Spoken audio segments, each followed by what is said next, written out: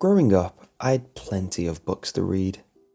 Now, my family and I lived in a modified schoolhouse from a long time ago, so my house always had a creaky, creepy feel to it. There used to be two classrooms, one upstairs and one downstairs. The lower floor became the primary classroom after leaks had ruined the upper floor, but renovations made it a house today. Probably why a lot of kids never wanted to come over. Being an only child was, as you can guess, quite boring. Most of you who are only children will know what I mean. I could always go out and get friends, but I wasn't very good at talking. So, my parents thought that books would be a good way for me to kill my time.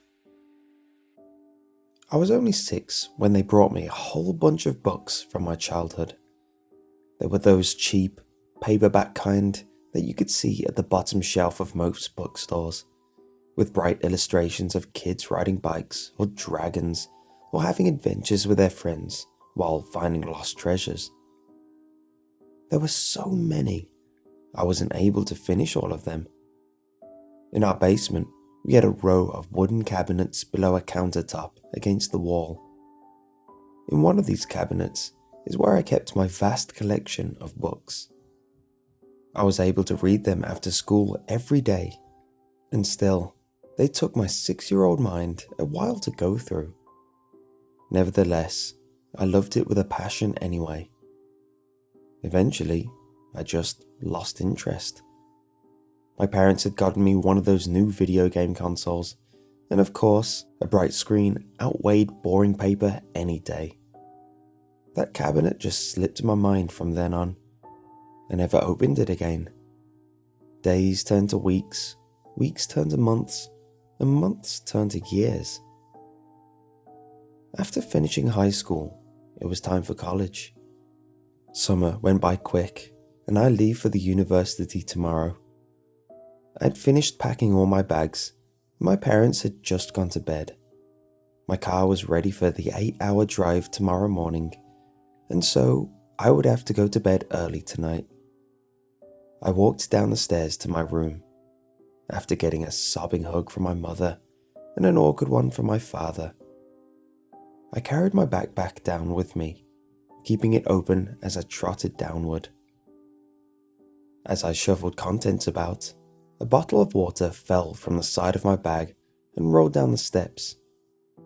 Going down after it, I heard it hit the bottom. I flicked on the lights and saw it against the wall. Walking over, I picked it up, but then I paused for a moment. It had rolled into a wooden cabinet. Curiosity poked my mind as I simply swung it open, and inside, I couldn't believe what I saw. Dust everywhere. Coughing, I waved my hand around to get rid of the thick clouds from the door's motion. After settling, I saw the outlines of what I had gathered on. Naturally, I ran my index finger on the dusty surface, leaving a long line of colour. Raising an eyebrow, I picked the object up, blowing on it. A small child's book.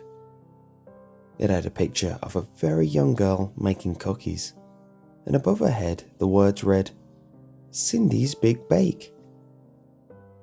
On the corner, black marker had the name Jason Klein written. My name. Flipping through the pages, memories gushed back. These were my books I had so long ago. I read through them quickly, seeing as how most of them were only 20 pages. After a while, I began to read more and more books that I didn't even remember. Of course, there were a lot. There was no way I could read all of them. Within half an hour, they were almost all gone. Then, there was one book left on the shelf. Pulling it off, I read the title, Correct Classroom Behavior. My name wasn't on this one, and judging by its yellowing pages, This must have been in the cabinet before my family even moved in here. Opening it slowly, I began to read the book. Correct classroom behavior, it said behind the cover. No author's name was given. I turned the page again and saw a bunch of students running about a classroom. Paper aeroplanes flew about and spitballs were stuck on the walls. Above the picture, the text read, "Children can be very naughty indeed, especially to their teacher, sweet old Mrs. Sneed." On the other page, it showed a very old woman.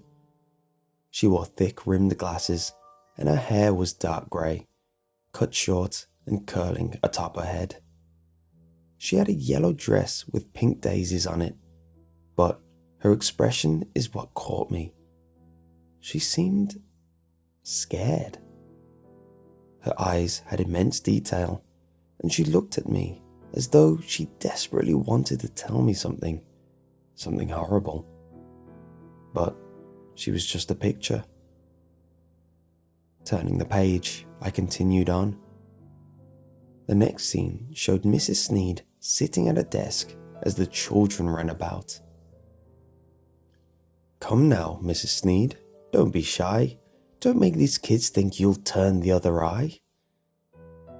Mrs. Sneed looked at the ground sadly, her bony hands resting on her desk as her face showed regret and an extreme sense of self-hate as the kid stood on the other side of her desk, sticking his tongue out and making faces at her. I turned the page slowly, wondering what she was so afraid of. This time, I read the text first. I'm glad I did now. Now, Mrs. Sneed, take those safety scissors. These kids will learn from cuts and blisters." The picture showed Mrs. Sneed with an outraged look, scissors in one hand and latching onto a kid's hand with another. The child screamed and cried as Mrs. Sneed cut the webbing of his fingers, her teeth bared in anger as she did so. My mouth opened slightly and I blinked, taking in the page before me. It was a disturbing read, yes, but it was still just a book. I turned the page again. "Great job, Mrs. Sneed. You're a teaching prodigy. Now, isn't it time for you to teach biology?"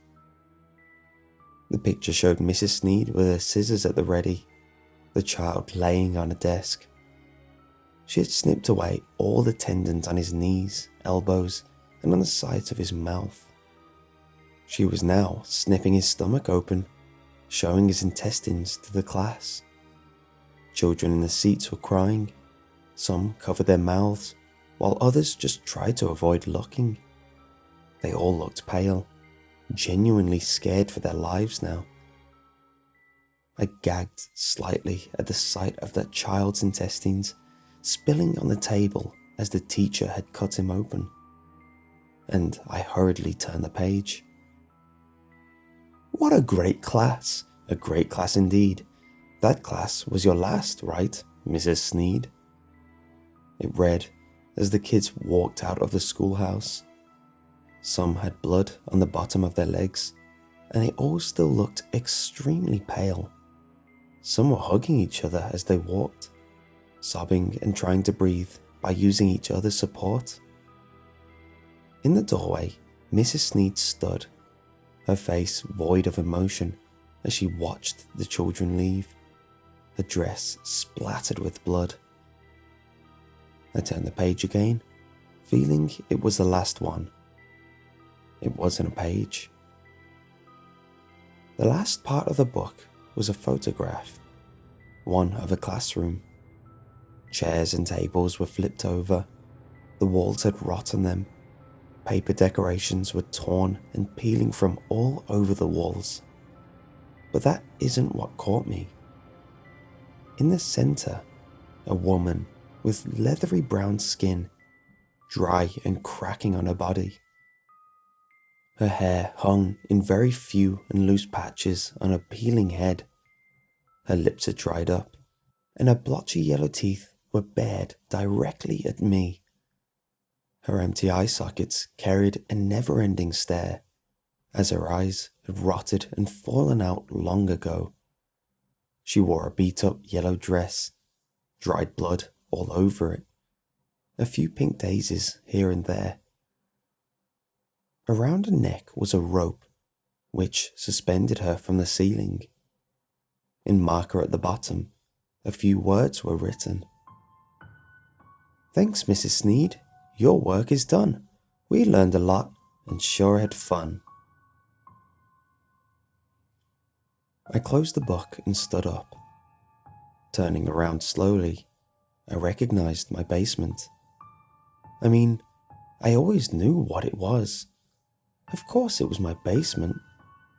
But now, I knew what it really was. It was the classroom from the book. Walking slowly, I took it all in. All the school things were gone, and just a bunch of junk was stored here. But a woman didn't really hang herself down here, right?